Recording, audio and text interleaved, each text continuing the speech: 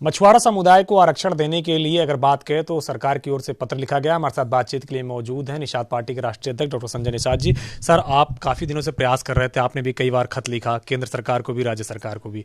आखिरकार सरकार मानती हुई दिख रही है, किस तरीके से दिखते हैं? अब जब निश्चित रूप से बच्चा जब रोता है तभी कुछ पाता।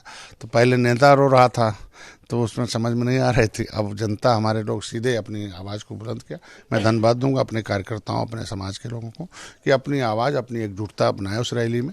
और ये अधिकारी जो ढुलमुल रैली अपना रहे थे 4 महीने से, उस पर तत्काल मैं धर्मेंद्र प्रधान जी को, सिद्धार्थनाथ अमित शाह और योगी आदित्यनाथ को भी बहुत बहुत बधाई दूंगा कि कम से कम ये जो सबका साथ, सबका विकास, सबका विश्वास है, तो संविधान में लिखा हुआ मझवार और तुरैया जो शब्द है, तो उसके लिए मझवार का एक्सप्लेनेशन, क्योंकि हम 1961 में अनुसूचित जाति सूची में पहले से हम शामिल हैं। 1950 से संविधान में जब लिखा गया तब से है।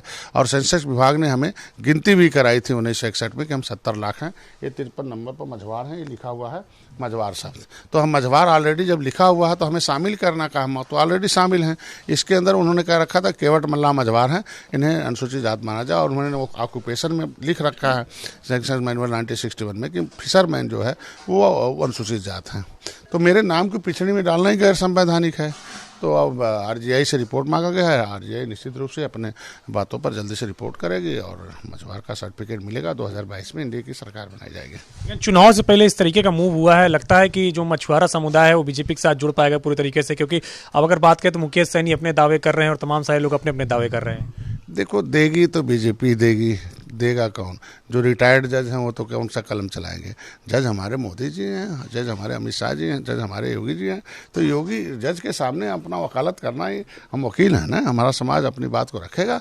देना होता तो कांग्रेस हमारी फाइल थोड़ी गायब कराती, देना होता तो हमें बसपा स्टे थोड़ी लेती, देना होता तो हमें गुमराह नहीं करती, समाजवादी पार्टी को शामिल किया जाएगा। शामिल हम ऑलरेडी शामिल हैं मझवार नाम से।